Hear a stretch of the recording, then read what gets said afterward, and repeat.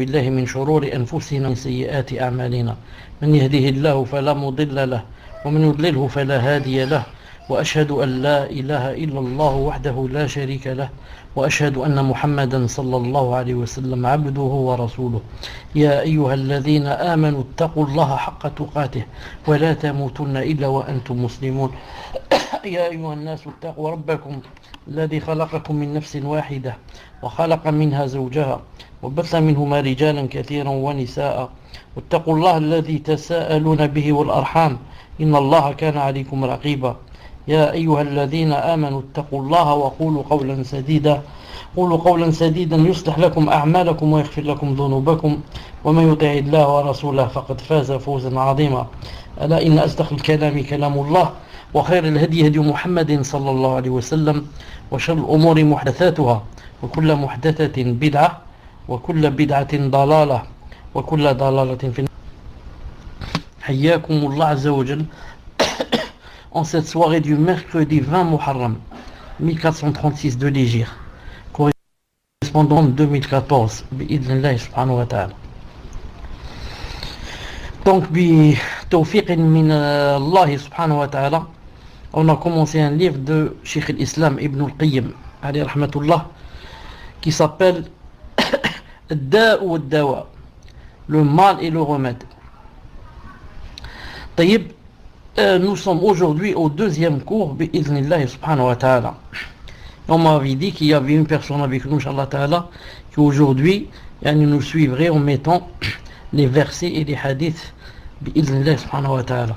Je souhaite que les versets, inshallah ta'ala, soient aussi bien en arabe qu'en français. Et je n'oublierai pas de dire que... Attendez, qu'est-ce qui se passe? Non. Il y a aussi une sœur qui m'a envoyé un mail pour me dire que... Même un frère, je crois. Pour me dire qu'ils ont un fichier PDF. Un fichier PDF ou un fichier Word. Quelque chose comme ça. Mais je crois qu'ils n'ont pas compris ce que je voulais. Car ce que je voulais, ce n'est pas que... ils m'envoient un fichier. Mais ce que je voulais, c'est que si c'était possible de participer. C'est-à-dire d'être présent dans le salon et d'afficher donc avec moi quand je parle. On va voir Inch'Allah Ta'ala pour la personne d'aujourd'hui Inch'Allah Ta'ala si elle peut, sinon elle n'a pas eu le temps de tout recopier car elle pensait que c'était pour aujourd'hui. Elle pensait que c'était pour aujourd'hui, justement c'est pour aujourd'hui. C'est pour aujourd'hui. Elle pensait que c'était pas pour aujourd'hui. Ma'alish, qaddar Allah ma shafa'al. L'essentiel, elle affiche ce qu'elle peut. Al-Muhim. Je voulais dire autre chose. Naam. Il y a une sœur aussi qui m'a fait rappeler une chose. Quand j'ai parlé la fois passée, dans le premier cours, si vous vous rappelez, on avait dit que le livre de Ibn al-Qayyim Hada, qui s'appelle aussi Al-Jawab al-Shafi ou Al-Kafi, liman yas'alu 'an al-dawa al-Shafi, et on s'appelle aussi Da' ou Dawa, et je vous avais dit que c'était en fait une réponse à une question. Et que le questionneur avait dit à Ibn al-Qayyim qu'il était atteint d'une maladie presque incurable. Et que la maladie augmentait et qu'il ne pouvait s'éloigner d'elle. Et moi j'ai compris que c'est un vice, vous vous rappelez peut-être, j'avais dit c'est peut-être la zina ou quelque chose qui lui rassemble. Ensuite une sœur m'a dit que je crois qu'il parlait de ce qu'on appelle l'amour fou, ce qu'on appelle en arabe l'ashq. Ensuite j'ai dit dans mon cœur c'est vrai. Là, je pense que c'est ça le problème, parce que à la fin du livre il y a un chapitre qui parle de l'amour fou. C'est-à-dire quand une personne s'attache à une autre personne de façon follement, de façon à ce qu'elle ne puisse ni manger, ni boire, ni. Je crois que le questionneur parlait de cela. Wallahu ta'ala a'lam. Taïb. Maintenant on commence Inch'Allah ta'ala le deuxième cours. Si vous me suivez, écrivez numéro 1. Alhamdulillah.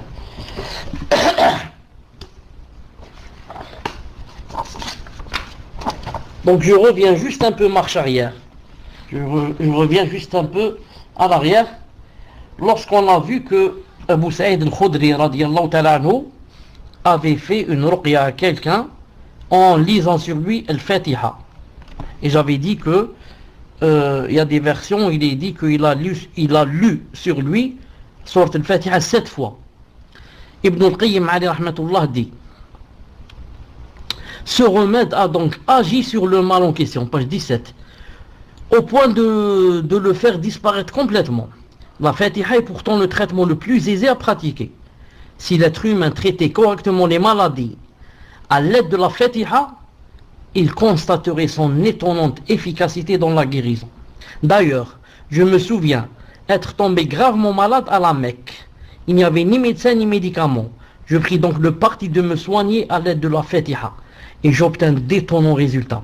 J'indiquai ensuite ce traitement à toutes les personnes qui se plaignaient de maux divers et beaucoup d'entre elles guérissaient rapidement.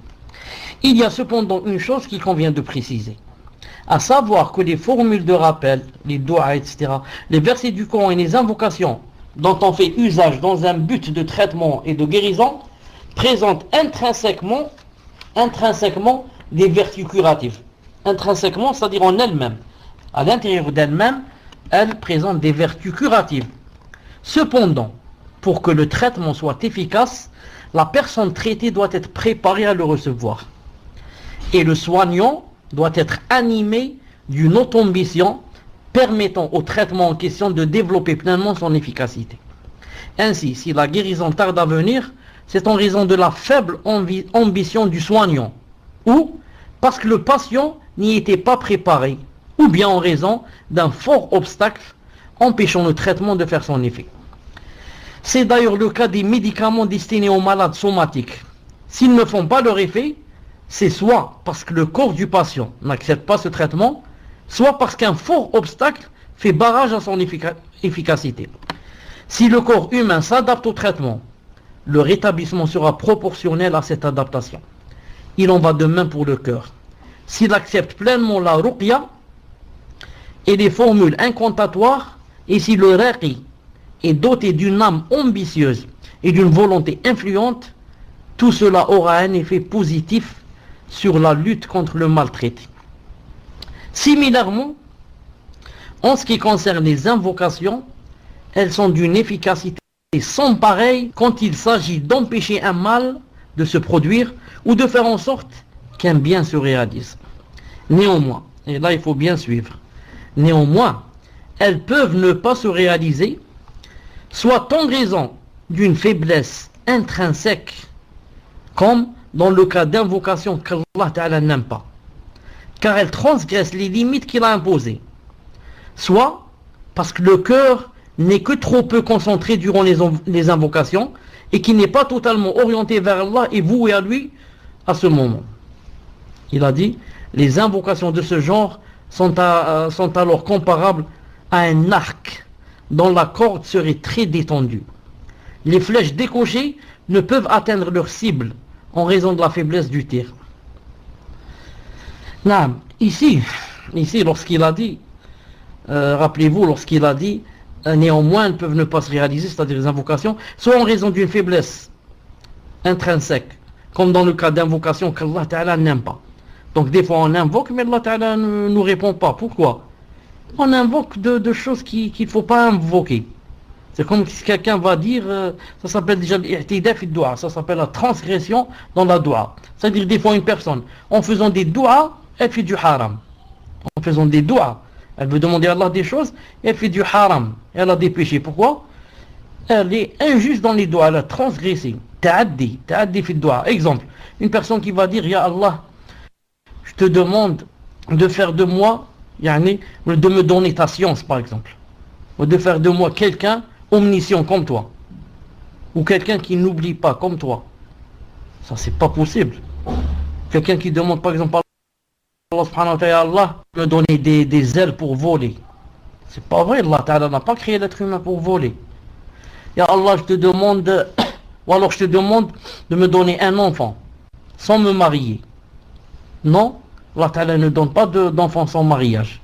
Il faut se marier pour avoir un enfant. Et comme ça, des doigts qui vraiment, déjà, à part qu'ils sont injustes, ils sont illogiques.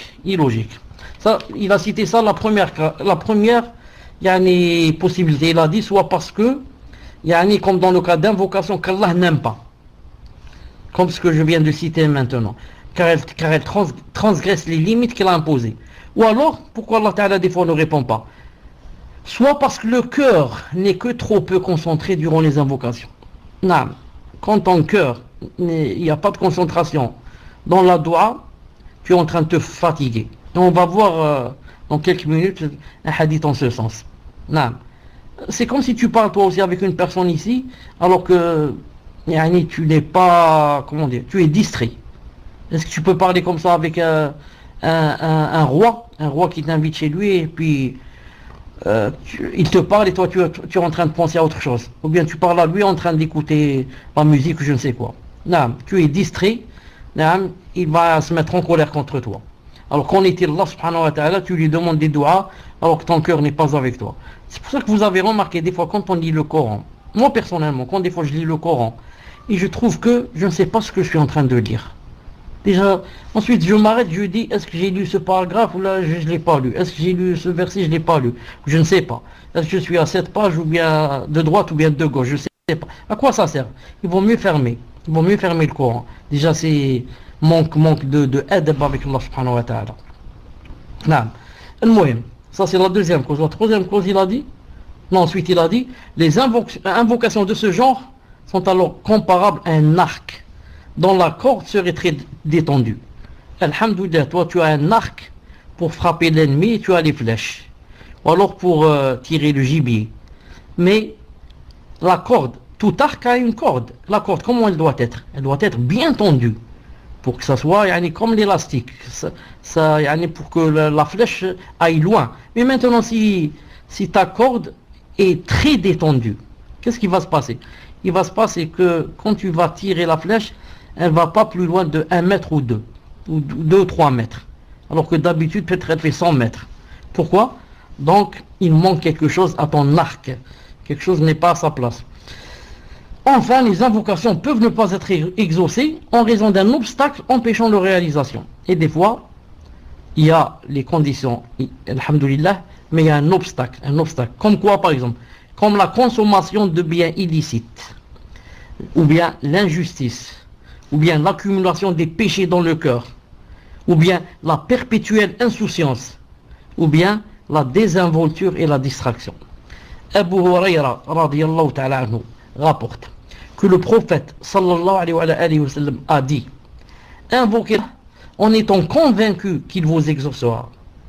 Et sachez qu'Allah n'accepte pas l'invocation émanant d'un cœur distrait et inattentif. Rapporté par Tirmidhi, hadith numéro 3479. Je demande à la personne, est-ce qu'elle a ce hadith pour l'afficher ou bien elle n'a pas pour aujourd'hui? Je répète, Abu Huraira radiyallahu ta'ala anhu rapporte que le prophète invoquez Allah en étant convaincu qu'il vous exaucera. Et sachez qu'Allah Azza wa Jalla n'accepte pas l'invocation émanant d'un cœur distrait et inattentif. Sahih Tirmidhi 3479. Elle ne l'a pas. Qaddarallahu ma shafa'al. L'invocation est donc un traitement bénéfique censé faire disparaître le mal en question. Mais la distraction du cœur annihile son efficacité. Consommer des biens illicites anéantit également la force des invocations et l'affaiblit. Abu Huraira rapporte que le prophète sallallahu alayhi wa sallam a dit aux gens: Allah est bon et n'accepte que ce qui est bon. Allah Azza wa Jalla a intimé aux croyants le même ordre que celui intimé aux prophètes. Il a ainsi dit: Ya ayyuha ar-rusul kulu min tayyibati wa'malu salihan inni bima ta'maluna alim. Ô messagers, mangez de ce qui est permis et faites le bien, car je sais parfaitement ce que vous faites. Al-Mu'minun 51. Donc il a dit aux messagers de manger de ce qui est permis et faites le bien. Il a dit la même chose aux croyants. Il a dit: Ya ayyuhalladhina amanu kulu min tayyibati ma razaqnakum. Ô vous les croyants, mangez des nourritures licites que nous avons attribuées. Sourate Al-Baqarah 172. Le prophète sallallahu alayhi wa sallam mentionna ensuite le cas d'un homme engagé dans un long voyage, les cheveux hirsutes, c'est-à-dire ébouriffés, le corps poussiéreux, les mains levées au ciel, invoquant Allah Azza wa Jalla en ces termes: Ô Seigneur, Ya Rab, Ya Rab, Cependant, son alimentation est illicite, sa boisson est illicite, ses vêtements sont illicites, et il ne se nourrit que de biens illicites. Comment donc pourrait-il être exaucé? Comment donc pourrait-il être exaucé? 3. Donc, Muslim, hadith rapporté par Muslim, 1015. Je répète, ô Seigneur, cependant son alimentation est illicite, sa boisson est illicite, ses vêtements sont illicites, et il ne se nourrit que de biens illicites. Comment donc pourrait-il être exaucé? Abdullah, le fils de l'imam Ahmed, rapporte dans Zuhd, d'après son père, il a dit, c'est-à-dire d'après l'imam Ahmed, rahimahullah ta'ala, il a dit, une calamité toucha les enfants d'Israël. Ils se rendirent dans le désert pour prier. Alors Allah Azza wa Jal enjoignit à leur prophète d'informer son peuple de la chose suivante. Il leur a dit, dis-leur, vous vous rendez dans le désert alors que vos corps sont impurs. Ces mains que vous levez vers moi pour m'invoquer ont injustement fait couler le sang et rempli vos demeures de biens illicites. Est-ce maintenant que vous m'implorez alors que ma colère contre vous a atteint son paroxysme? Or, vos actions ne feront que vous éloigner de moi. C'est rapporté dans Zuhd 176 avec une chaîne de transmission qui comporte une faiblesse. Une chaîne de transmission qui comporte une faiblesse. De toute façon, il n'a pas dit que c'est le prophète alayhi salam qui l'a dit. Non. Abu Dharr radiyallahu ta'ala anhu a dit, suffit d'invocation dans la bonté ce qui suffit comme sel dans le plat. Zuhd 2,77. Je répète, suivi d'invocation dans la bonté ce qui suffit comme sel dans le plat. Ça veut dire dans le plat quand on veut manger. Non. Est-ce qu'il faut un peu de sel ou beaucoup? Ou juste un peu de sel? Parce qu'il y a un hadith aussi authentique qui dit que tout plat qui ne contient pas de sel, c'est un plat, comment on dit, mauvais. Nous on sait que tout plat doit contenir un peu de sel.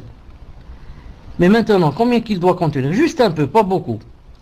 Ici, Abu Dharr radiyallahu ta'ala veut dire que quand tu invoques Allah subhanahu wa ta'ala, s'il y a juste un peu de piété, ça te suffit, Inch'Allah ta'ala, pour que Allah subhanahu wa ta'ala t'exauce. Comme juste un peu de sel suffit dans le plat, bi'idnillah subhanahu wa ta'ala. Maintenant, on va voir l'invocation, Inch'Allah ta'ala, c'est quoi ses effets, ses résultats, etc. Alors, vous écrivez, premièrement, l'invocation est un remède.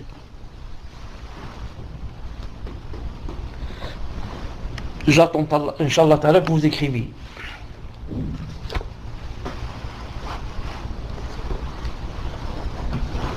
Alhamdulillah. Alhamdulillah, l'invocation est un remède. N'oubliez pas, Inch'Allah ta'ala, d'écrire numéro 1, car je voyais tout à l'heure que vous restiez longtemps sans écrire. L'invocation est un remède des plus bénéfiques. Elle est l'ennemi du mal. Elle le repousse, lutte contre lui, l'empêche, le fait disparaître ou bien l'amenuise. Et elle est l'arme du croyant. Ali ibn Abi Talib radiyallahu ta'ala anhu rapporte que le messager sallallahu alayhi wa sallam a dit, l'invocation est l'arme du croyant, le pivot de la religion et la lumière des cieux et de la terre. Cheikh Al-Albani rahimahullah l'a cité dans Silsila Da'ifa. Il a dit c'est un hadith faible. Pourquoi je vous cite le hadith alors qu'il est faible? Pour deux raisons. La première, pour que vous sachiez que c'est un hadith faible. Si jamais tu entends quelqu'un dire ce hadith, tu lui dis oui, mais ce hadith est faible, smahli. Alors rappelez-vous qu'est-ce qu'il a dit? L'invocation est l'arme du croyant, le pivot de la religion et la lumière des cieux et de la terre. Premièrement, c'est la première cause. La deuxième, quand on dit que c'est un hadith faible, qu'est-ce que ça veut dire? Ça veut dire que à 50%, le prophète sallallahu alayhi wa sallam l'a dit, et à 50%, il ne l'a pas dit. Ça veut dire, donc il est faible. On n'est pas sûr qu'il vienne de lui, Et on n'est pas aussi sûr qu'il ne vient pas de lui. C'est pour ça que donc on peut le citer juste pour yani, comme on dit en arabe, l'isti'nas. C'est pas pour se baser dessus pour donner un jugement que telle chose est haram ou telle chose est halal. Mais juste yani, pour yani, tenir compagnie. Pour tenir compagnie, comme on dit, l'isti'nas.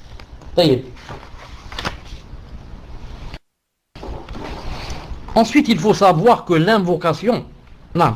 Et ensuite, ce hadith, je reviens en arrière, ce hadith, quand il a dit que l'invocation est l'arme du croyant, le pivot de la religion, et la lumière des cieux de la terre, de toute façon, ça ne contredit aucune chose dans la religion. Ça, l'invocation, c'est l'arme du croyant. Ça, à chaque fois que l'insan a des mashakil, il revient vite vers l'invocation, c'est son arme. Il ne va pas chercher un pistolet, mais il lève les mains vers Allah subhanahu wa ta'ala, il fait des doigts. Et il a dit, c'est le pivot de la religion.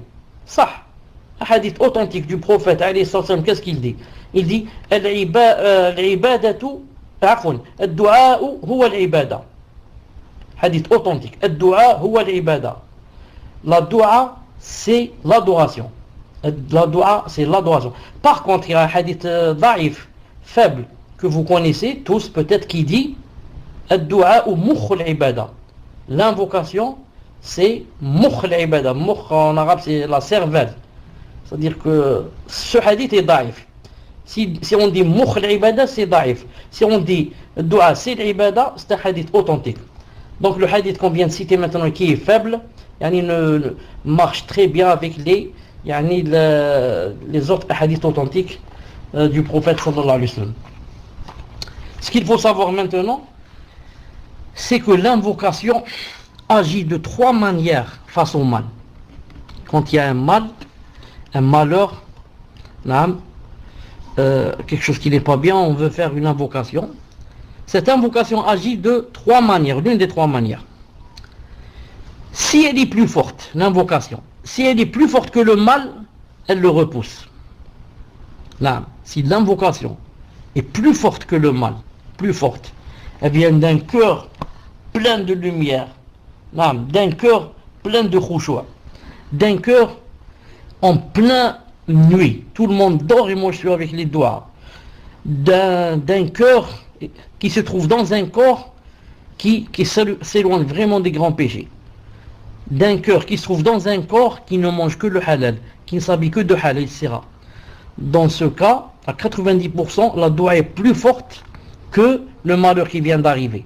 Dans ce cas, elle le pousse, et l'enlève.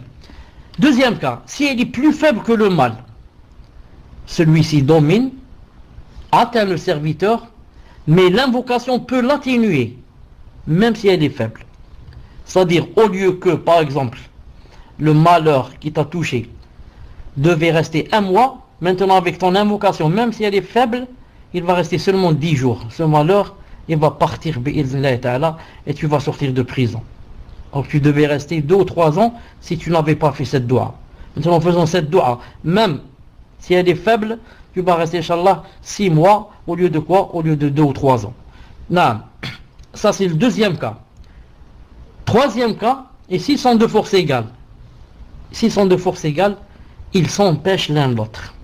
Ils s'empêchent l'un l'autre. Et on va voir le hadith qui va venir tout à l'heure, bi'idhnillahi azza wa jalla. Aïcha radiyallahu ta'ala anha rapporte que le messager sallallahu alayhi wa sallam a dit: la précaution n'empêche pas la prédestination. L'invocation est utile face à ce qui survient et ce qui ne survient pas.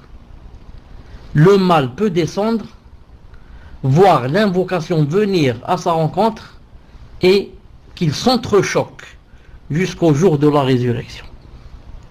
Ce hadith se trouve dans Sahih al-Jami'. Hassan, le traducteur ici a dit, ou la note du traducteur a dit, Hassan, sans la mention de la confrontation, c'est-à-dire qui s'entrechoque, qui contient une faiblesse. Et dans d'autres livres, j'ai vu que Cheikh Al-Albani, rahimahullah, même cette faiblesse a dit que c'est Hassan li ghayrihi, c'est-à-dire que ça marche, que même cette faiblesse est faible, mais une faiblesse qui lui permet de grimper pour devenir Hassan li ghayrihi, Donc je répète le hadith, qu'est-ce qu'il a dit? La précaution n'empêche pas la prédestination. Des fois des gens, ils te disent j'ai pris toutes mes précautions, mais telle et telle chose est arrivée. Naam, prendre les précautions, c'est prendre des causes. Tu as fait ce qu'Allah subhanahu wa ta'ala a demandé. Mais c'est pas toi qui commandes. Des fois tu fais toutes les causes et le malheur arrive. Pourquoi? Car le hadith a dit, il a dit la précaution n'empêche pas la prédestination. Mais toi quand tu as pris des causes et tu as fait la précaution, comme ça si jamais quelque chose arrive, tu ne regrettes pas. Car si tu n'as pas pris les causes, tu vas avoir des remords toute ta vie. Tu vas dire c'est à cause de moi, j'ai pas fait ceci ou cela, j'ai pas employé le frein, j'ai pas fermé la porte, j'ai pas éteint le gaz, j'ai pas ceci, cela. Mais maintenant, quand tu as pris les causes, même si une chose arrive, tu dis qaddarallahu wa ma sha fa'al. Alhamdulillah ala kulli hal. C'est Allah Ta'ala qui a dit cette chose, je ne peux rien faire. Moi j'ai fait des causes bi'idhnillah ta'ala. L'invocation est utile face à ce qui survient et ce qui ne survient pas. Et on a dit le mal peut descendre, voir l'invocation venir à sa rencontre, et il s'entrechoque jusqu'au jour de la résurrection.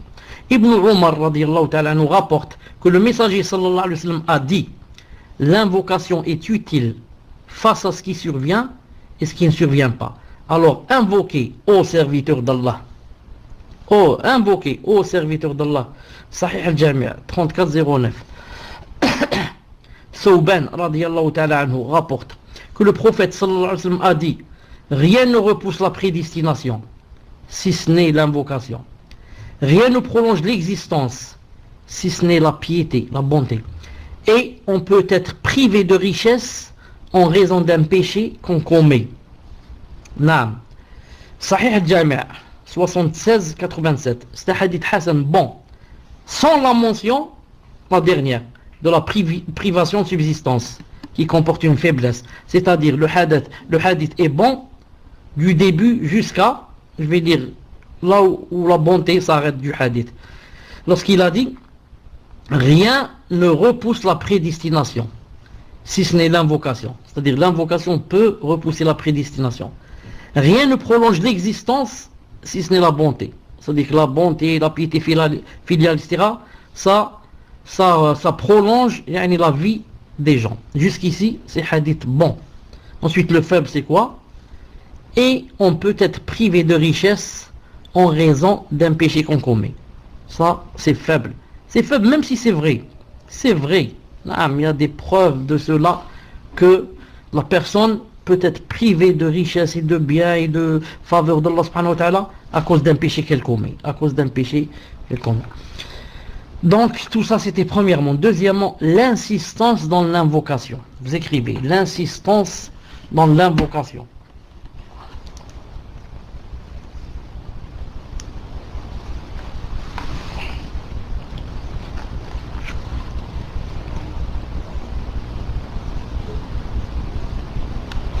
L'insistance dans l'invocation. Alhamdulillah.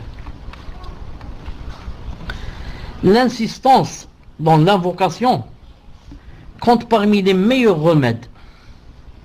Abu Hurayra radiyallahu ta'ala nous rapporte que le messager sallallahu alayhi wa sallam a dit, il a dit, celui qui ne demande pas à Allah, il se courrouce contre lui. Hadith sahih, voire Sahih al-Jami' de Cheikh al-Albani, numéro 2418. Voilà, celui qui ne demande pas à Allah, il se courrouce contre lui. Jazakallahu khairan. Naam. Seulement enlève les lunettes. Barakallahu fik. Taïb. Donc hadith numéro 2418. Qu'est-ce qu'il a dit? Écoutez bien ce qu'a dit le prophète sallallahu alayhi wa sallam. Il a dit celui qui ne demande pas à Allah, il se courrouce contre lui. C'est étonnant. Pourquoi? Car quand tu ne demandes pas à Allah subhanahu wa ta'ala, tu fais pas de dua, ou bien rarement. Qu'est-ce que ça veut dire? Ça veut dire tout simplement, c'est comme si tu as dit, parce que le fait de dire, des fois on le dit avec la langue, et des fois on dit des choses avec le comportement, sans parler. Ici c'est comme si tu as dit, bilisan al-hal, avec ton comportement, que je n'ai pas besoin d'Allah subhanahu wa ta'ala ni de son aide. Naam. J'ai tout, c'est pas la peine de faire des doigts. Je connais des gens, je connais des ministres, c'est pas la peine de faire des doigts. Alors Allah subhanahu wa ta'ala te courrouce contre toi et se met en colère contre toi. Comment il a tel mal, il a tel problème, il a telle difficulté et il ne demande pas de l'aide. C'est pour ça qu'il a dit dans le Coran, Innal insana la yatra ar-ra'ahu istaghna. La personne devient, Allah Ta'ala dit à peu près rapproché, il a dit, la personne devient tyran quand elle se sent quoi? Elle se sent indépendante, qu'elle ne dépend de personne, qu'elle ne dépend pas de moi. La personne devient un tyran. Innal insana la yatra. Naam. Quand il se voit qu'il est devenu indépendant, il n'a besoin de personne. Allahu Akbar. Donc Allah subhanahu wa ta'ala, plus tu reviens vers lui pour faire des doigts, plus il t'aime. Et plus, naam, tu ne veux pas faire de doigts. Ça veut dire quoi? Ça veut dire que c'est comme si tu lui disais, il y a les salaf, et le prophète sallallahu alayhi wa sallam, les sahaba et les grands savants et ça, vous allez trouver que ils n'arrêtent pas ou bien de faire le dhikr, subhanallah, alhamdulillah, la ilaha illallah, Allahu akbar, astaghfirullah, Allahumma salli wa sallim ala rasulillah, et kada, ou bien de faire des doigts dans la moindre chose, la petite chose, la plus futile. Ils font des doigts, ils demandent à Allah subhanahu wa ta'ala de l'aide. Là. Et quand quelqu'un est pervers ou bien il est kafir ou là, il s'en fout éperdument, il n'a pas de relation avec Allah subhanahu wa ta'ala. Et comme disent les savants, ils disent, regardez,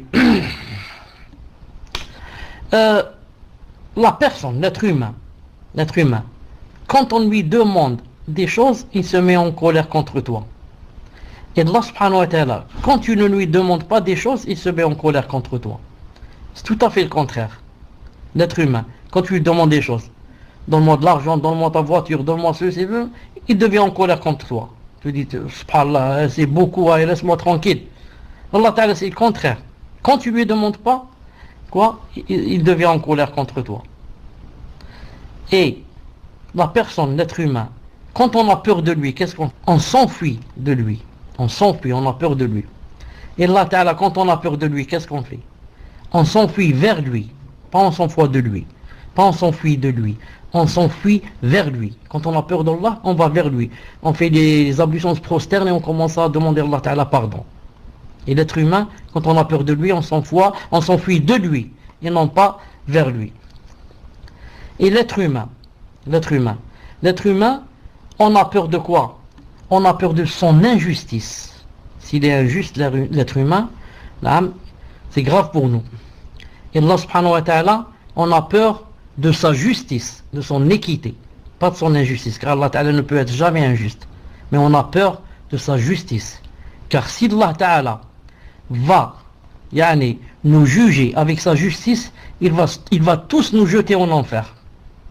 Ça ou là. Allah Ta'ala va te dire, bon, je vais maintenant te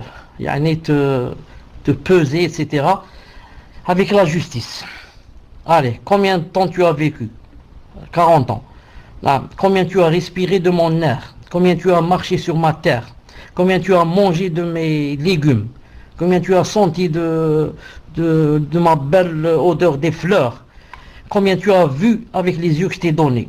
Combien tu as mangé avec ta bouche? Combien ceci, combien cela? Et on va comparer avec les prières, le nombre de prières que tu as faites et le nombre d'aumônes que tu as faites, etc. Et on va voir si tu vas aller au paradis ou en enfer. Est-ce que tu accepterais qu'Allah Ta'ala te dise cela? Tu n'acceptes pas, car tu sais que il va te jeter en enfer.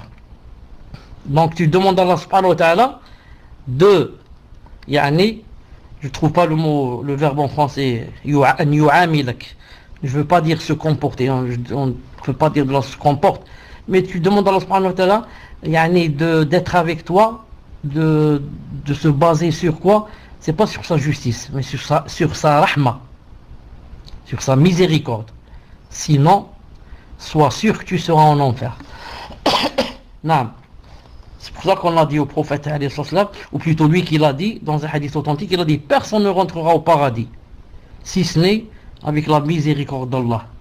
On lui a dit, même toi, ya Rasulullah, il a dit, même moi, Muhammad, ibn Abdillah, ibn Amina, moi, le prophète, la meilleure des créatures, le meilleur des prophètes, naam, ne rentrera pas au paradis si Allah subhanahu wa ta'ala ne l'englobe pas de sa miséricorde.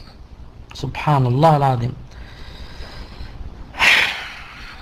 Donc, qu'est-ce qu'on a dit? Celui qui ne demande pas à Allah, il se courrouce contre lui. Anas radiyallahu ta'ala nous rapporte que le prophète sallallahu alayhi wa sallam a dit: ne faiblissez pas dans l'invocation, car personne ne périt en invoquant. Cheikh Al-Albani a cité ce hadith dans Silsila Da'ifa. Il a dit: la chaîne de transmission du hadith est faible. Ne faiblissez pas dans l'invocation, car personne ne périt en invoquant. Mais vous allez voir que ce hadith, malgré qu'il soit faible, il est adéquat avec quoi? Avec les autres hadiths authentiques qui nous enjoignent et nous poussent à insister dans l'invocation et à ne pas faiblir. Al-Awza'i rapporte d'après Zuhri, d'après Urwa, d'après Aïcha radiyallahu ta'ala anha, que le messager sallallahu alayhi wa sallam a dit: Allah aime ceux qui insistent dans l'invocation. Cheikh Al-Albani a dit de ce hadith qu'il était inventé. Mais en fait, c'est une parole de l'Awza'i, rahimahullah ta'ala, le grand savant, qui a dit: la meilleure des invocations consiste à insister et implorer Allah subhanahu wa ta'ala.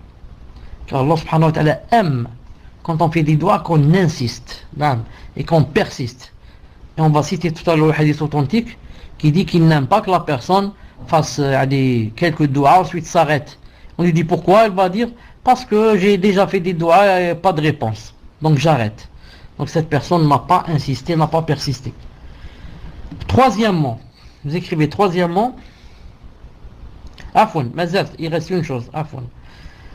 Dans Zuhd de l'imam Ahmed rahimahullah, l'imam Ahmed rapporte d'après Qatada que Muwarriq a dit, il a dit: je n'ai trouvé comme exemple pour illustrer la situation du croyant que celui d'un homme sur un bout de bois au milieu des flots qui invoque Seigneur, Seigneur, afin qu'Allah Azza wa Jalla le sauve. Ça se trouve dans Zuhd, tome 2, page 273.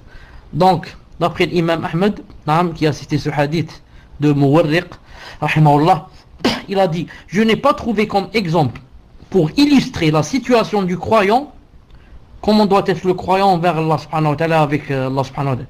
Il doit être comme quelqu'un qui se trouve sur un bout de bois. Imaginez une planche en plein océan, et des requins à droite et à gauche, et les grandes vagues, et tu vois à droite c'est la mer, à gauche c'est la mer, en face de toi c'est la mer, derrière toi c'est la mer, tout seul, abandonné au milieu des flots. Qu'est-ce que tu vas dire? Seigneur, Seigneur, sauvez-moi. Seigneur, Seigneur, sauvez-moi. Troisièmement, l'empressement concernant l'exaucement. L'empressement concernant l'exaucement.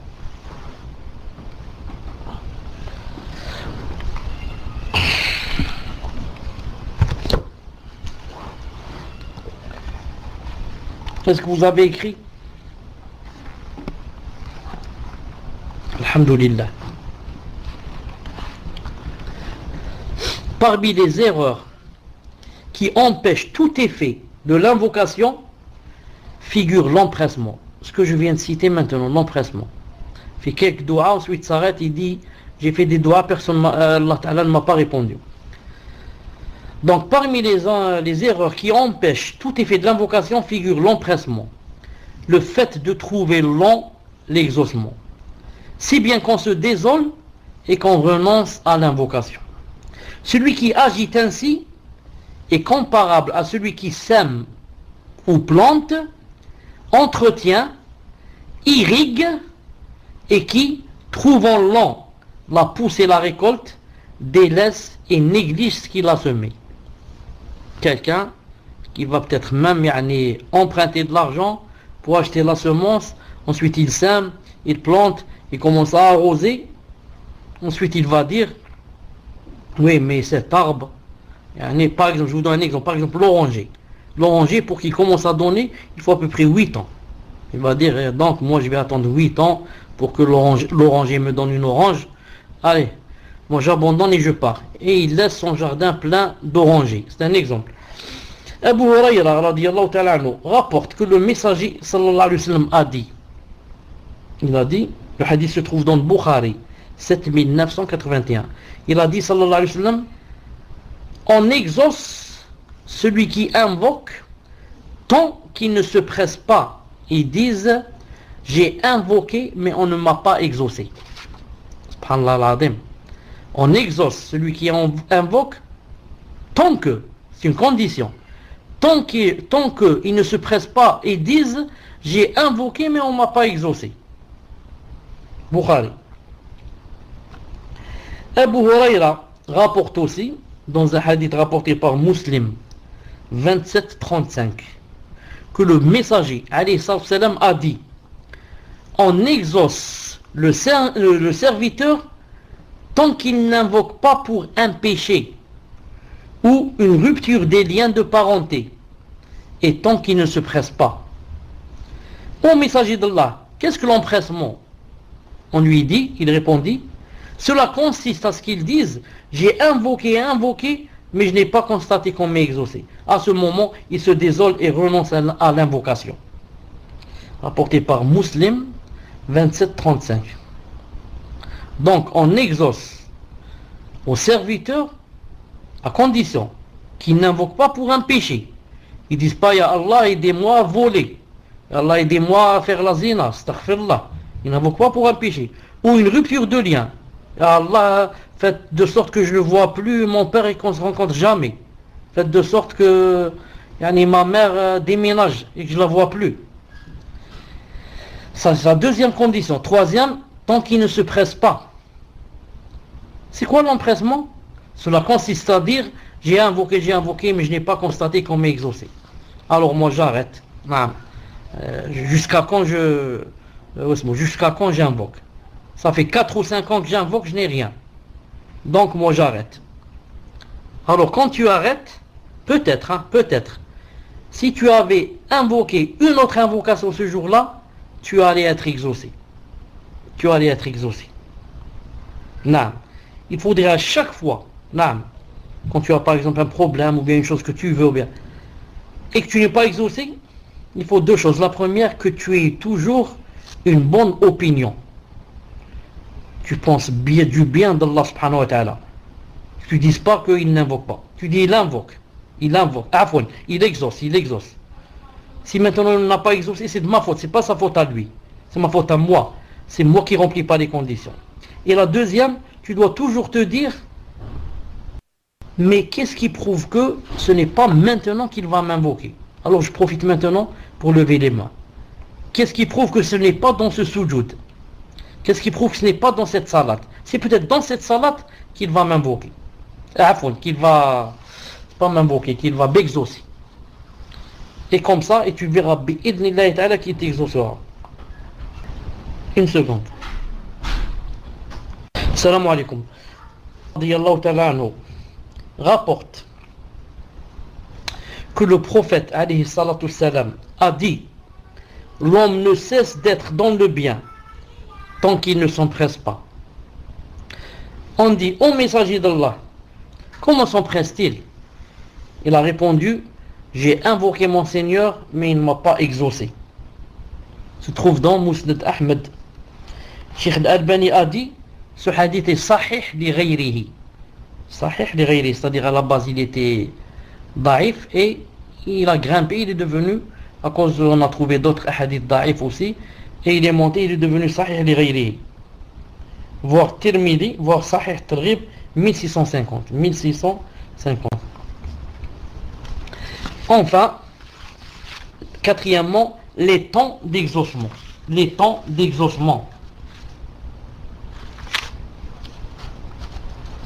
Quatrièmement, les temps d'exaucement.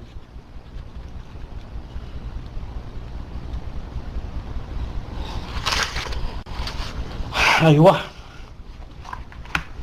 Ibn al-Qayyim, alayhi rahmatullah, dit si on va joindre à l'invocation, qu'est-ce qu'on lui joint?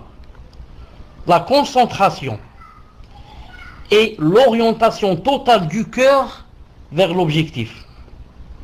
Et que, en plus de cela, cela correspond à un des 6 temps qui sont. Ça correspond à un des 6 temps qui sont, c'est-à-dire les 6 temps où Allah subhanahu wa ta'ala exauce. Il a dit,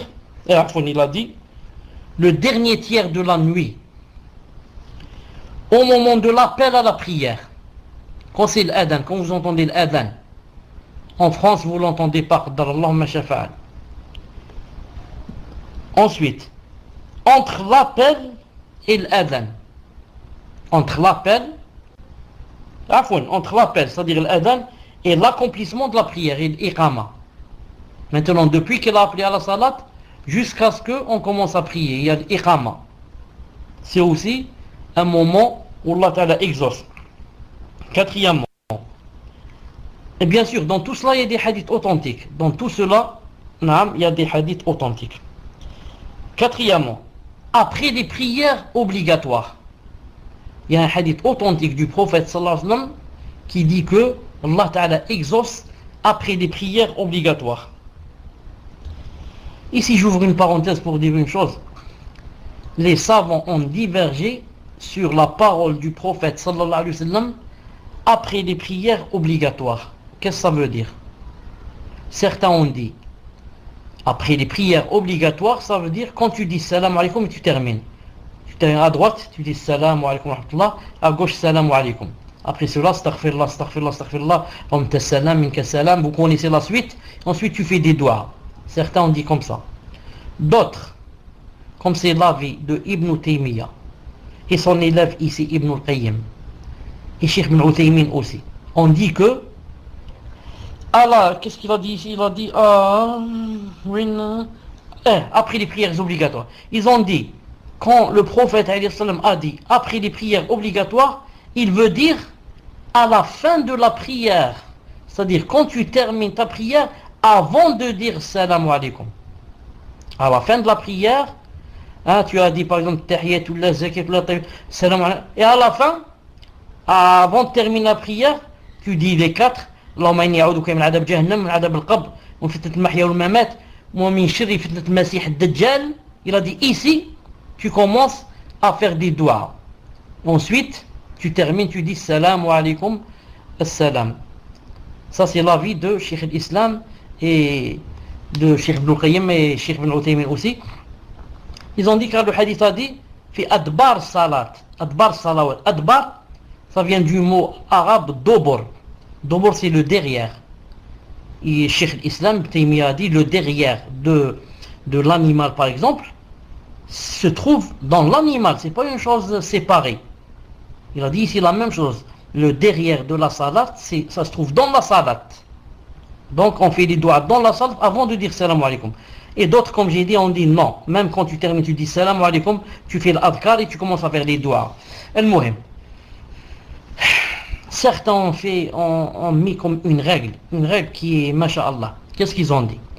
Pour savoir quand est-ce que tu fais des doigts à l'intérieur de la salat et quand est-ce que tu fais à l'extérieur. Ils ont dit, si c'est doua, tu fais à l'intérieur de la salat avant de dire salam alaikum. Et si c'est dhikr, si c'est invocation, tu fais après salam alaikum. C'est une règle. Si c'est doua, des invocations, de préférence tu les fais à l'intérieur de la salat. Mais si c'est dhikr, salam, minka salam, et comme ça tu les fais après salam, c'est mieux, incha'Allah ta'ala. Donc ça c'est, je crois, quatrièmement, après les prières obligatoires. Cinquièmement, au moment où l'imam monte sur la chaire le vendredi jusqu'à ce que la prière soit accomplie. Cinquièmement, il a dit, au moment où l'imam, la salat du vendredi, monte sur la chaire, sur le mimbar, jusqu'à ce que la prière soit accomplie. Je dis, incha'Allah ta'ala, il n'y a aucun dalil authentique en ce sens, d'après ce que je sais. S'il y a quelqu'un de vous qui peut nous ramener un dalil, un hadith du prophète sallallahu alayhi wa sallam, bien sûr il n'y a pas de verset, qui dit que lorsque l'imam est sur le mimbar, que, c'est exaucer les doigts là-bas, qu'il nous le ramène, il sera mashkour bi'idhnillah subhanahu wa ta'ala. Moi je ne connais aucun hadith en ce sens. Sixièmement, il a dit, et la dernière heure après la prière du Asr. La dernière heure après la prière du Asr. Le mimbar avec R. Le mimbar avec R. Sixièmement, c'est quoi? La dernière heure après la prière du Asr. Et ça, il y a un hadith authentique dans Sahih Muslim qui dit que il y a une heure, le vendredi, que toute personne qui concorde son doua avec cette heure-là du vendredi, que personne ne sait exactement c'est à quelle heure, il a dit Allah subhanahu wa ta'ala va exaucer ses doigts. Et les savants ont dit, l'avis le plus juste, c'est que cette heure se trouve entre Salat al-Asr et le coucher du soleil. Et certains ont aussi, le mieux serait de la retarder vers, un peu avant le coucher du soleil. Ce n'est pas juste après l'Asr, mais un peu, une heure ou bien une heure et demie après. Pour que ça concorde, une demi-heure ou là avant le coucher du soleil du vendredi. Ils ont dit là-bas, les doigts, Inch'Allah Ta'ala, sont exaucés. Car là-bas, qu'est-ce qui s'est passé pendant cette heure-là? Allah Ta'ala a créé Adam alayhi salam. Allah Ta'ala a créé Adam la dernière heure du Jumu'ah après Salat al-Asr. Donc, Cheikh dit, Ibn Qayyim dit, si à ces moments qu'on vient de citer maintenant, les six, le cœur est empli de recueillement et qu'on se met complètement entre les mains du Seigneur avec humilité, khushu', imploration, aminité, c'est-à-dire on a une douceur, riqa dans le cœur, en orientant son cœur vers Allah, en état de pureté rituelle, en levant les mains vers Allah et en débutant par des louanges et éloges adressés à Allah Ta'ala. Puis qu'on fait suivre cela de demandes d'éloges sur Muhammad sallallahu alayhi wa sallam, son serviteur et son messager. Puis qu'on s'introduit auprès d'Allah, qu'on insiste auprès de lui dans la demande, qu'on le flatte et qu'on l'invoque avec espoir et crainte, qu'on cherche l'intercession aussi, à travers ses noms, ses attributs et son unicité, et qu'on présente en toute sincérité son invocation. Cette invocation sera sûrement acceptée, surtout si cela correspond aux invocations dont le prophète a informé qu'elles étaient source d'exaucement ou qu'elles comportaient le nom suprême d'Allah subhanahu wa ta'ala. Donc vous avez remarqué quelles sont presque les conditions qu'a cité ici Ibn Qayyim, à part le recueillement et le khushu' et de choisir les moments d'exaucement et les lieux aussi, il y a des lieux d'exaucement aussi. À part cela, d'autres choses, il a dit la sincérité dans le doua, et il a dit aussi que de préférence que ce soit des douas cités par le prophète alayhi salam, quand il a dit que tel et tel doua sont exaucés, ou tel doua contient le nom suprême d'Allah, et comme ça. Et il a ajouté encore quelque chose, il a dit, regardez ce qu'il a dit ici, en débutant par faire des louanges adressées à Allah subhanahu wa ta'ala. Ensuite, des louanges sur le prophète alayhi salam. Ensuite, il a dit des choses, tu insistes auprès de Allah subhanahu wa ta'ala en le flattant, et comme ça. Allah subhanahu wa ta'ala, ce n'est pas, astaghfirullah, comme on voit chez son ami, on lui dit, hey, donne-moi cette chose. Et toi, prête-moi ta voiture. C'est pas comme ça. Allah subhanahu wa ta'ala, il faut avoir des adab avec lui. Tu es avec Allah subhanahu wa ta'ala, le créateur, le seigneur des mondes. Subhanallah al-azim. Il faut avoir beaucoup d'adab avec lui, avoir Allah wa ta'ala pour juger entre les gens. Car pour qu'ils viennent, cher, vous n'avez pas dit de mettre des vêtements. Non, j'ai pas dit de mettre des vêtements déchirés, ni j'ai dit que c'est la sunna d'avoir des vêtements déchirés, ni j'ai dit allez déchirer vos vêtements. J'ai peur que dans une voilà. Dans un audio, vous allez dire qu'il a dit allez, toute personne qui a de beaux vêtements, qu'elle les déchire. J'ai pas dit ça. C'était juste en parlant comme ça que plus tu te fais pauvre, plus plus tu as plus Inch'Allah Ta'ala, tu montres que tu as besoin d'Allah subhanahu wa ta'ala en tout. Naam. Al-Muhim. Qu'est-ce que j'étais en train de dire? Est-ce que quelqu'un me rappelle qu'est-ce que j'étais en train de dire?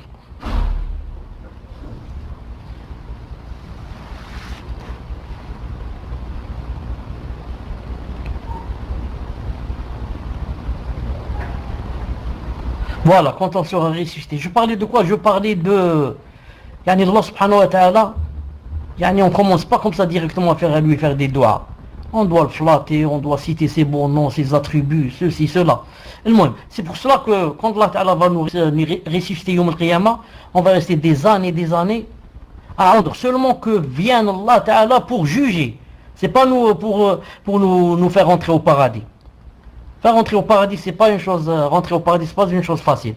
Seulement pour qu'il juge, pour que tu saches où tu vas aller. Qui pourra et osera aller à Allah subhanahu wa ta'ala et lui dire à Allah, venez juger entre nous. Est-ce que si on t'emmène au tribunal et que le juge, il est maintenant, tu es rentré au tribunal à 8h du matin et qu'il est maintenant 15h de l'après-midi, il n'est pas venu. Et c'est écrit là-bas, bureau du juge. Est-ce que tu peux aller frapper à la porte et lui dire, monsieur le juge, venez juger, on vous attend, je suis venu à 8h du matin, je vous attends? Tu ne peux pas, tu as peur. Tu as dit déjà ce que j'ai fait. Alors qu'en est-il? Allah subhanahu wa ta'ala, quelqu'un il peut aller lui dire, ya Allah, venez juger. C'est pour cela que les gens vont se concerter et dire qu'est-ce qu'on va faire. Ensuite ils vont dire pourquoi on ne va pas chez Adam alayhi salam, et ils vont chez Adam alayhi salam pour essayer qu'il leur fasse l'intercession juste pour que Allah subhanahu wa ta'ala vienne. Et quand ils vont aller à Adam, ils ne vont pas lui dire directement ya Adam, va faire l'intercession pour que Allah ta'ala vienne. Mais ils vont commencer, ya Adam, c'est toi le premier prophète. Non, c'est toi, c'est toi la première créature qu'Allah subhanahu wa ta'ala a créée. Ensuite, c'est lui le premier Nabi, pas messager, Nabi.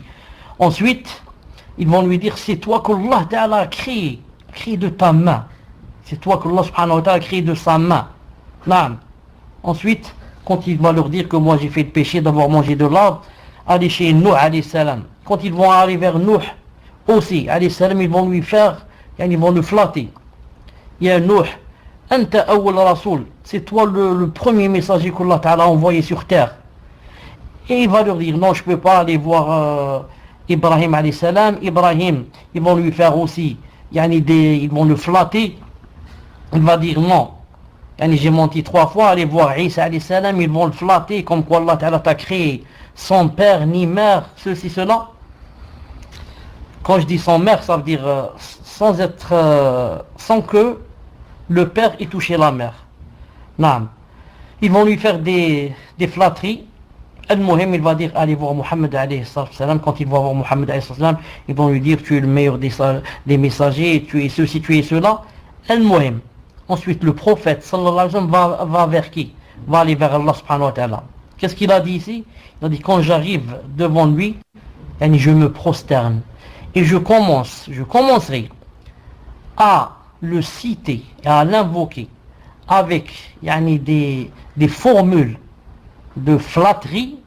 Il a dit que je ne pourrais dire maintenant, car il ne les connaît pas maintenant. Il a dit, Allah subhanahu wa ta'ala va m'inspirer des choses et des phrases comme ça que je vais dire. Et quand il va dire ces phrases, que Allah ta'ala va lui dire, ya Muhammad, lève ta tête, sel tu'ata, et demande, tu es exaucé, demande, je te donne. Donc le témoin du cours, c'est quoi? Muhammad alayhi salam ne va pas directement, Allah ta'ala, il va lui dire, fais-moi l'intercession et fais rentrer ma communauté au paradis. Non, il va se prosterner, faire beaucoup d'invocations et de doigts, etc. pour que Allah flatte Allah subhanahu wa ta'ala avec des formules que lui-même ne connaît pas maintenant, pour que Allah ta'ala d'abord accepte et lui dise, lève la tête et fais, demande ce que tu veux. Al-Muhim.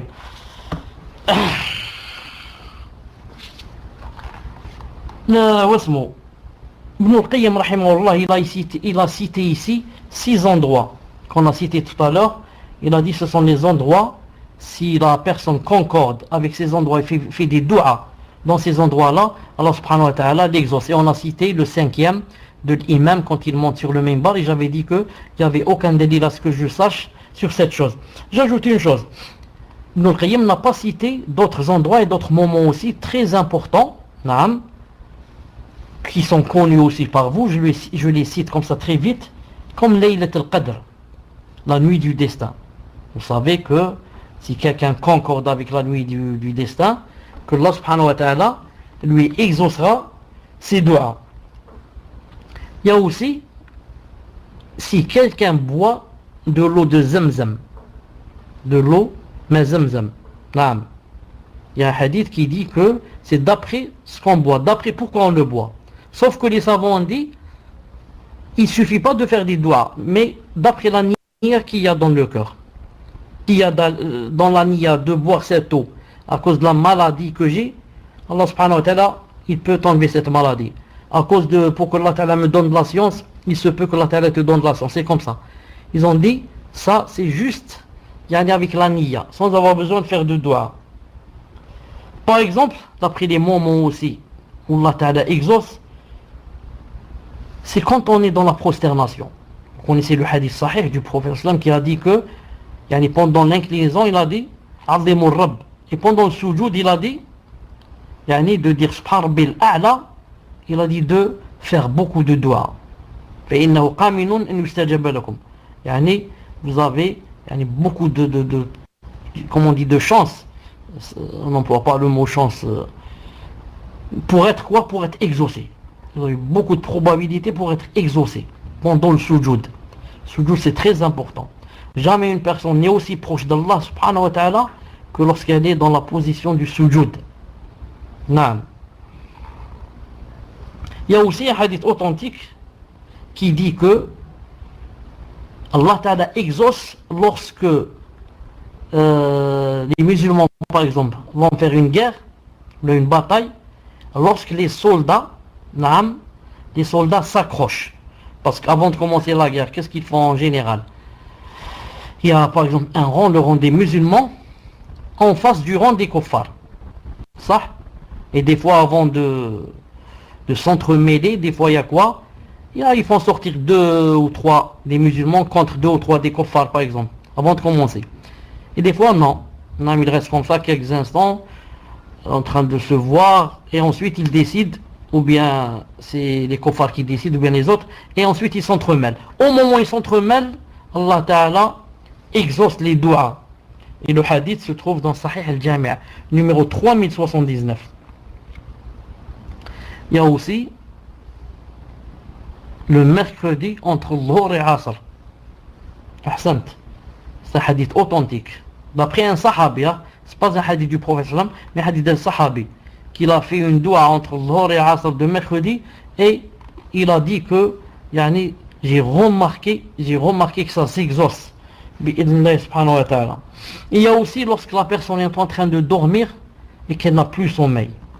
Alors qu'elle se réveille, le hadith a dit, rapporté dans Muslim, il a dit, s'il se réveille, dit la ilaha illallah, sa prière sera acceptée.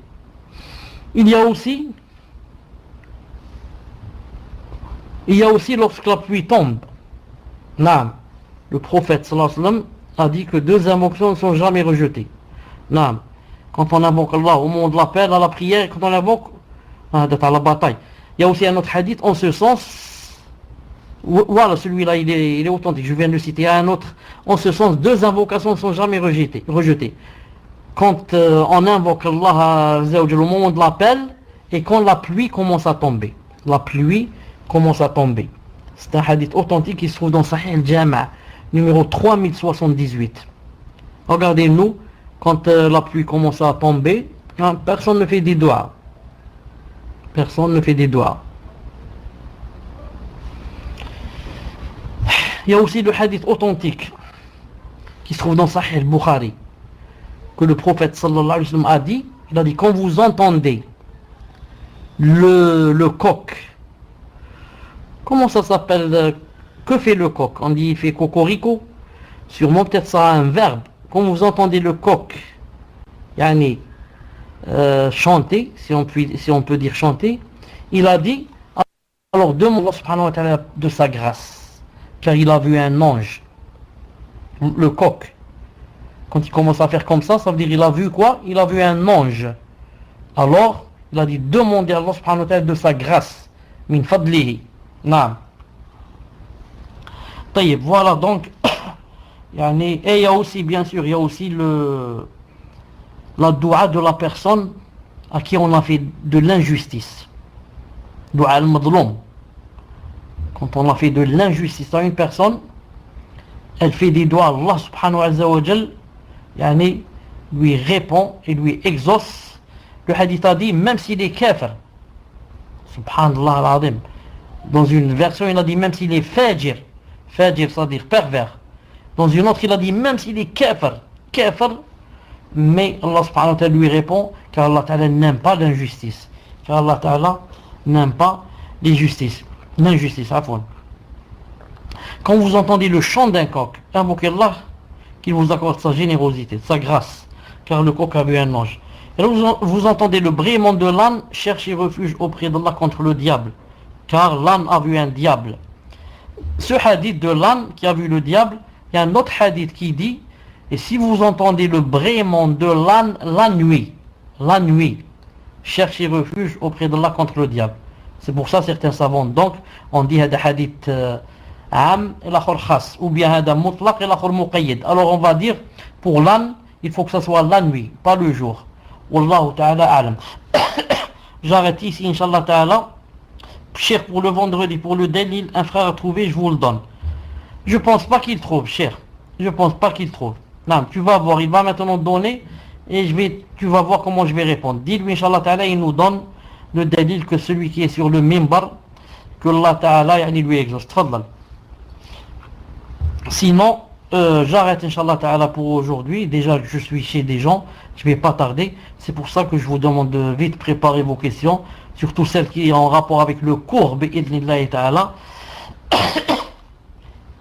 avant qu'on se sépare. Subhanakallahumma bihamdik, ashhadu an la ilaha illa ant, astaghfiruka wa atubu ilayk. Et j'attends le frère qui nous donne le hadith du mimbar, Inch'Allah ta'ala. Assalamu alaikum. Naam, salam alaikum, cher. Donc, moi je vous donne juste ce qu'on m'a passé, Inch'Allah. Alors, j'ai mis en copier-coller. Je vous mets le reste. Donc, le frère dit il existe un dalil pour l'invocation exaucée quand l'imam monte sur le minbar. Hadith rapporté par Muslim. Donc, le frère dit le hadith de Abi Burda ibn Abi Musa al-Ash'ari, que Abdullah ibn Umar lui a dit as-tu entendu ton père qui rapporte du prophète alayhi salatu wassalam sur le moment du Jumu'ah exaucé? Il dit oui, je l'ai entendu dire, j'ai entendu le messager d'Allah sallallahu alayhi wa sallam dire c'est entre le temps où l'imam s'assoit jusqu'au moment où il accomplit la salat, rapporté par Muslim, tiré du livre Fiqh al-Di'iyat wal-Afkar, al-Ad'iyah je pense, wal-Afkar, de Cheikh Abdel Razak Al-Abbad, page 351. Donc je vais vous mettre hadith numéro 853. Voilà. Fadal ya Cheikh. Je demande si c'est possible de me donner quelques, disons le début ou bien quelques mots du hadith en arabe, si c'est possible. Donc Inch'Allah je lui demande bi'idnillah qui me donne ça. Autrement c'est la page 351, hadith numéro 853. Donc pour l'instant je n'ai pas de réponse, c'est cher. Donc vous pouvez reprendre le cours normal. Et dès que j'ai quelque chose, je vous tiens au courant, Inch'Allah. Barakallahu fik. Assalamu alaikum wa rahmatullahi wa barakatuh. Donc comme je l'ai dit à l'écrit, les frères et sœurs qui ont une question sur le cours de ce soir, on leur demande de se rendre donc sur le salon bis. Et il y a un frère qui me demande est-ce que les questions du cours de lundi sont valables? Naam, car elles portent sur le même livre.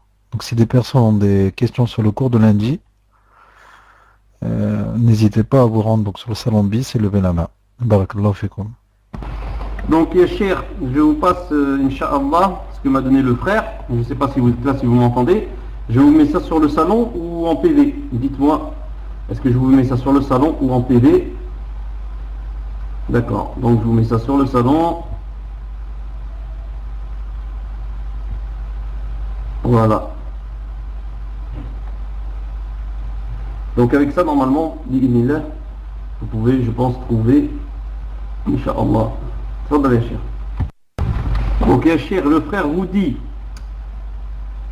s'il a trouvé et que c'est bon, il vous demande, parce que je lui ai dit qu'il fallait qu'il demande son cadeau, donc il vous dit juste une doha pour qu'il se marie. Donc voilà, alors, je vous passe le mot. Tfadal ya Cheikh. Est-ce que vous m'entendez? Et maintenant, dites-moi s'il y a des coupures ou il n'y en a pas. Il n'y en a pas, alhamdoulilah. Donc pour le frère qui a posé le hadith, comme quoi la prière ou la doua était acceptée, que le moment c'était lorsque l'imam était sur le minbar, moi j'avais bien dit qu'il n'y avait pas quelque chose d'authentique en ce sens. Et le frère a cité un hadith dans Muslim. Alors que moi je me rappelle très bien que ma thèse de magistère était bien sur Salat al-Jumu'ah. Et que j'avais bien fait des recherches en ce sens. Donc quand je parlais, j'étais sûr, Inch'Allah ta'ala, de ce que je disais. Donc voilà par rapport au hadith qui se trouve dans Muslim. Bi'idhnillah ta'ala. Voilà ce qu'a dit Cheikh Al-Albani rahimahullah.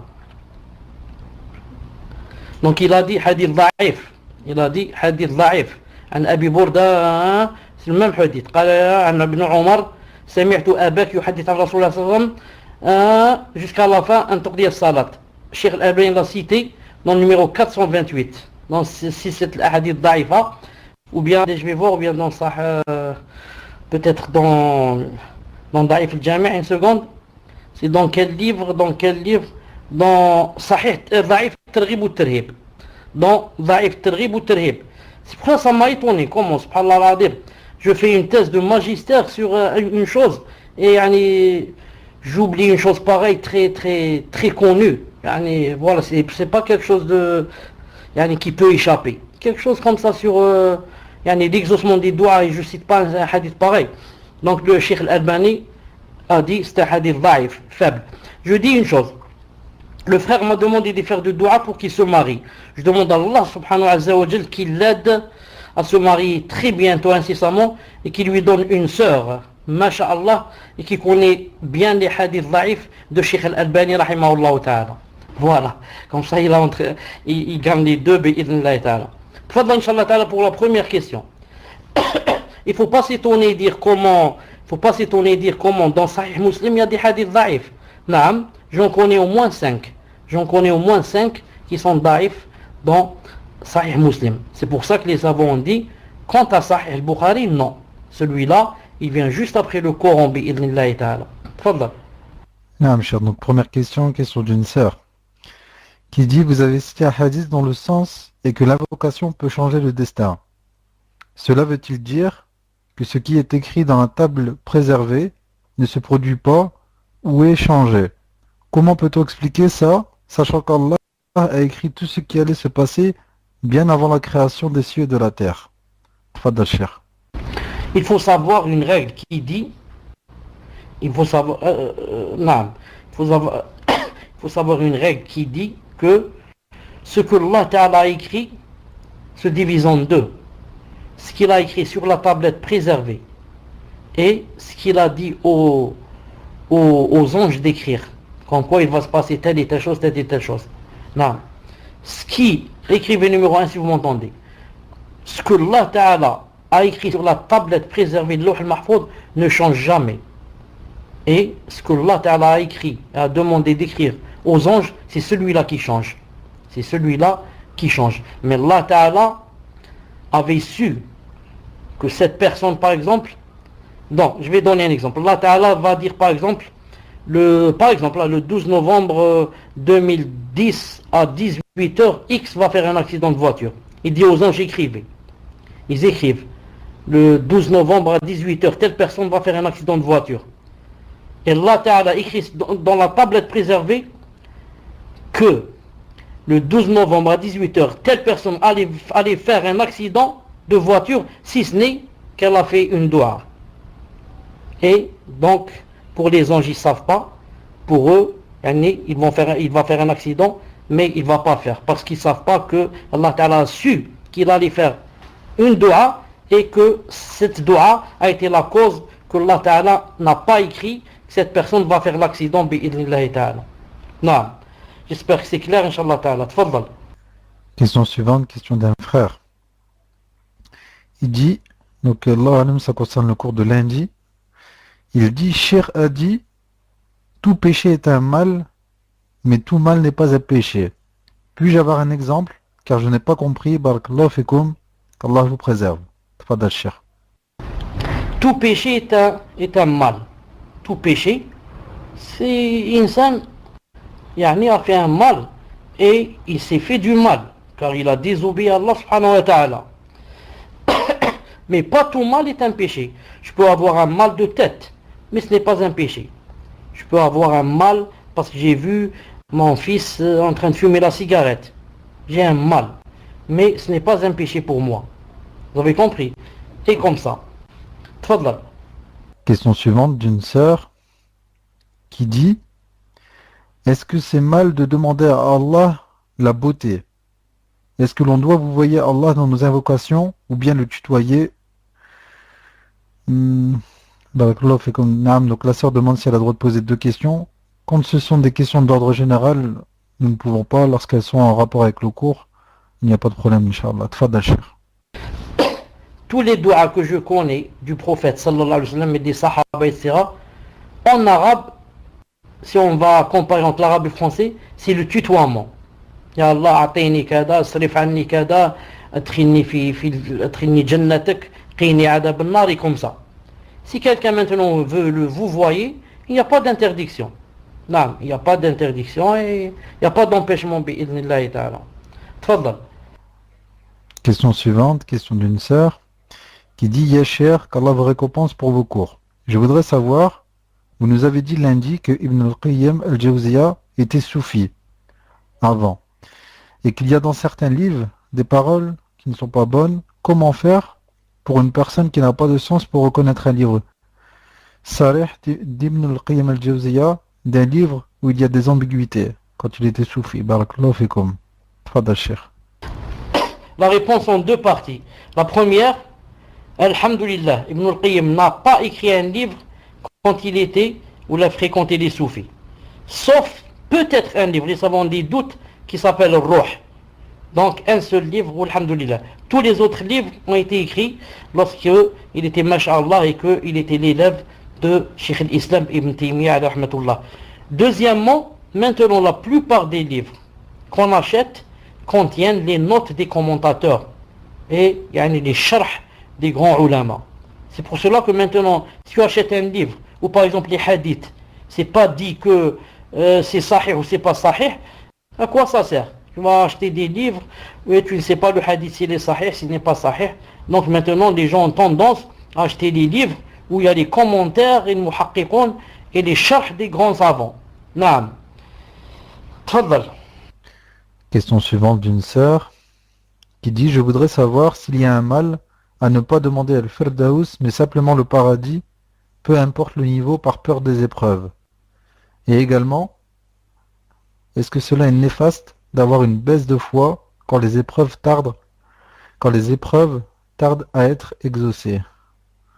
Donc, quand les deux, Allah alam. Et délaisser la vocation pendant un moment, puis reprendre. Tfadal Cheikh. Ensuite, quand j'ai dit que la fois passée que Ibn al-Qayyim rahimahullah ta'ala, avant de connaître l'islam et avant d'être vraiment sur le vrai minhaj, qu'il est passé par une période où il fréquentait des soufis, c'est pas dans le sens de soufis d'aujourd'hui, c'est-à-dire qu'il allait au tombe et demander au tombeau de lui donner le rizq ou bien de lui donner des enfants, c'est pas dans ce sens. Hein? Ou bien il tourne ou bien il danse autour des tombes. Il a toujours critiqué cela. C'est dans le sens où vraiment il donnait à la prière et à la salat et au somme beaucoup plus d'importance par exemple que la quête de la science et que c'est resté dans dans sa maison par exemple, et du matin au soir, yani, dire subhanallah, alhamdoulilah, la ilaha illallah, akbar, et comme ça. Non, mais pas dans le sens yani, des charlatans, pas dans le sens des charlatans. J'ai lu même une fois que Cheikh l'Islam lui-même, Ibn Taymiyyah, a dit qu'une fois, j'ai passé, ou bien quelqu'un dit de lui qu'il a passé une nuit avec les soufis, quand il était vraiment jeune. Et qu'il a dit après, yani, j'ai vu, Allah Ta'ala, c'est-à-dire m'a ouvert la basira et alhamdoulilah, il est allé sur le droit chemin, bi'idhnillah ta'ala. Quant à la question de la sœur, si c'est possible de recommencer le début, je l'ai oublié. Tfaddal. Non, mais la sœur disait, je voudrais savoir s'il y a un mal à ne pas demander le Firdaus, mais simplement le paradis, peu importe le niveau, par peur des épreuves. Tfaddal, cher. Le prophète alayhi salam a bien dit, si vous demandez Allah subhanahu wa ta'ala le Jannah, alors demandez-lui le Firdaus. C'est le plus haut des paradis.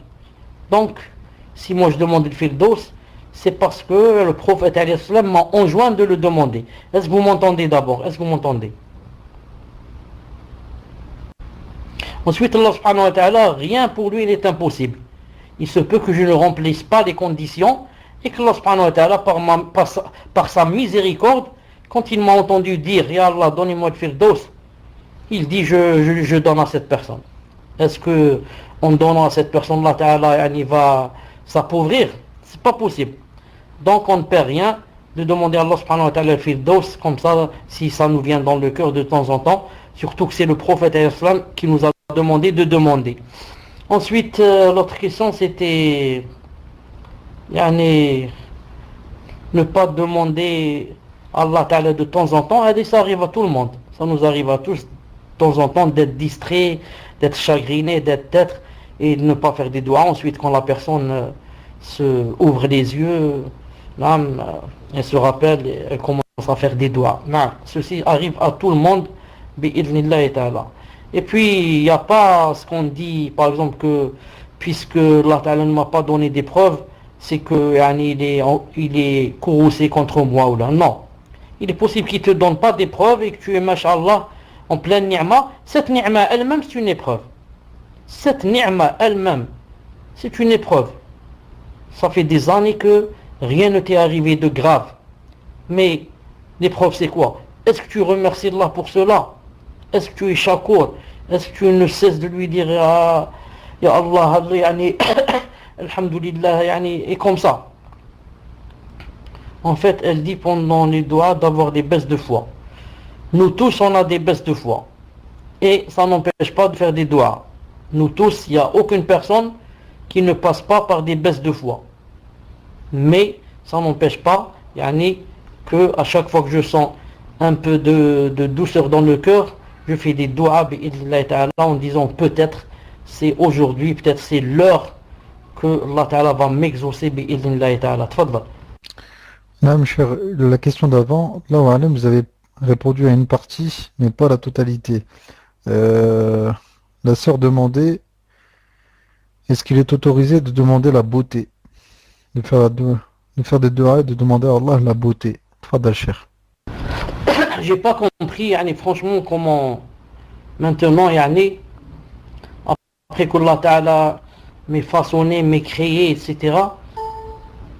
Attendez, il y a quelque chose qui vient de s'ouvrir ici. Non. Donc je ne comprends pas comment que maintenant, par exemple, je demande à Allah subhanahu wa ta'ala de me donner de la beauté, alors que Allah, il m'a créé, il m'a façonné, maintenant j'ai 15 ans, j'ai 20 ans, j'ai 30 ans, je ne sais pas comment. Je pense peut-être que si la personne veut dire, je demande par exemple que Allah Ta'ala me donne un bébé, par exemple, qui soit beau. Une belle fille, un beau garçon. Si c'est en ce sens, non. Mais si c'est maintenant yani, que j'ai 30 ans et je demande à Allah Ta'ala de me donner la beauté, je ne comprends pas comment. Non, je sais que la personne peut se faire belle en se coiffant bien et en s'habillant bien et comme ça. Wallahu Ta'ala alam. Tfadlal. Cher, et donc forcément, il y a une question par rapport à ce que vous venez de dire. Est-ce que pour un bébé, c'est autorisé? Tfadal, cher. Non, j'ai répondu. Si c'était pas autorisé, pourquoi j'ai répondu? Quel est l'empêchement? Quel est l'empêchement qu'une personne dise Ya Allah, donnez-moi un beau bébé. Ya Allah, donnez-moi une belle maison. Ya Allah, aidez-moi à acheter une belle voiture. Quel est l'empêchement? Il n'y a aucun empêchement. Tfadlal. Alors, question suivante. Encore question d'une sœur qui dit concernant le fait que les invocations peuvent repousser le destin, qu'en est-il pour le mariage, sachant que Allah a déjà écrit notre destinée? Comment se peut-il qu'elle soit repoussée par des invocations? Tfadal Cheikh. Est-ce que la personne est en train de parler de quoi? Que va changer la doua dans cette prédestination? Par exemple, elle parle de la date du mariage ou bien de la personne du mariage. Elle parle de quoi? Moi, j'ai pas bien compris la question. Si l'un de vous l'a comprise, qu'il prenne le micro, Inch'Allah. Non, Michel, je demande donc à la personne de me répondre en PV. Inch'Allah, s'il y a quelque chose à ajouter à cette question. Elle a dit concernant la personne. Tfadal Cheikh. Je dis, nous, on ne sait pas ce que Allah subhanahu wa ta'ala a écrit dans la tablette préservée. C'est pour ça maintenant quand je fais des doigts, je dis à Allah par exemple, mariez-moi avec X. Ou alors ya Allah Azza wa Jal, faites de sorte que je ne me marie pas avec Y. C'est un exemple. Moi je ne sais pas ce qu'il y a dans la tablette préservée pour que je dise que ici Allah subhanahu wa ta'ala va changer. Allah subhanahu wa ta'ala savait peut-être que savait que cette personne, ou par exemple, là je donne un exemple, Allah subhanahu wa ta'ala a dit par exemple, moi, par exemple, si cette personne, cette fille-là, qui va faire des doigts, n'avait pas fait cette, par exemple, je l'aurais mariée avec X. Mais vu que cette personne a fait un doigt et veut se marier avec Y, je la marie avec Y. Et il écrit dans la tablette préservée que X sera marié avec Y, en parlant de cette fille. Pourquoi? À cause de la doigt qu'elle a faite. Donc, tout ce qui se passe, même la doua elle-même rentre dans la prédestination. Allah Ta'ala prédestiné que telle personne va faire une doua pour se marier avec Y. Et à cause de cette doua, elle va se marier avec Y. Si elle n'avait pas fait cette doua, elle se serait mariée peut-être avec X. Mais nous, on ne sait pas. On ne sait pas ce qui est écrit dans la tablette préservée. C'est pour ça qu'on doit faire des douas, car les douas rentrent aussi dans la prédestination et font changer, pas chez Allah subhanahu wa ta'ala. Allah ta'ala, avant d'écrire dans la table préservée, savait qu'on allait faire une doua et qu'il a changé. Naam, tfadlal. Question suivante. Cher, vous avez cité que l'invocation peut changer la prédestination. Est-ce possible que cela soit moins bien que ce que Allah nous avait prédestiné? Barakallahu fikum du temps que vous nous donnez. Tfadal Cheikh. En principe, quand on fait des doigts, c'est toujours pour une meilleure chose. On ne fait pas pour quelque chose de moins bon. Toujours on fait des doigts pour quelque chose de meilleur. Non. C'est pour cela que, Inch'Allah Ta'ala, la doua te ramène toujours, ne te ramène que du bien. Et que ce qui est meilleur, bi'idhnillahi ta'ala. Question suivante, question d'une sœur qui pose une question par rapport au doua avant le salam final dans la salat. Elle dit: est-ce que l'on peut faire les invocations dans une autre langue juste avant le salam, selon l'avis qu'il faut les faire avant? Barakallahu fikum. Fadal Cheikh. J'ai pas entendu la question, c'est possible de la répéter. Non, la sœur dit: est-ce que l'on peut faire les invocations dans une autre langue juste avant le salam, selon l'avis qu'il faut les faire avant? Barakallahu fikum. Fadal Cheikh. D'après Cheikh Ibn Uthaymin rahimahullah ta'ala, tout ce qui est invocation, on peut le faire de sa propre, de la langue de la personne. Si des Chinois, on peut faire en chinois, si c'est français, en français, si c'est allemand, en allemand et comme ça. Sauf le Coran. Quand on lit le Coran, ou bien on lit en arabe, ou bien celui qui ne connaît pas le Fatiha en arabe, qu'il dit subhanallah alhamdulillah comme dans le hadith. Et Allahu Akbar. Sinon pour les invocations, Cheikh Ibn Uthaymin a dit rahimahullah qu'on peut les faire de notre langue. Voilà. Afwan, désolé pour aujourd'hui car je suis chez des gens et je dois partir. اليوم واش اليوم؟ الأربعاء. غدوة Inch'Allah, peut-être demain Inch'Allah Ta'ala, on va rattraper Inch'Allah à partir de 20h. À partir de 20h Inch'Allah Ta'ala, on va commencer par les questions auxquelles j'ai pas répondu aujourd'hui car je dois partir Inch'Allah Ta'ala. Désolé et Inch'Allah Ta'ala demain bi'idhna Ta'ala je m'excuse. Subhanakallahumma wa bihamdik ashhadu an la ilaha illa ant astaghfiruka wa atubu ilayk. غدوة Inch'Allah بإذن الله. السلام عليكم ورحمة الله وبركاته.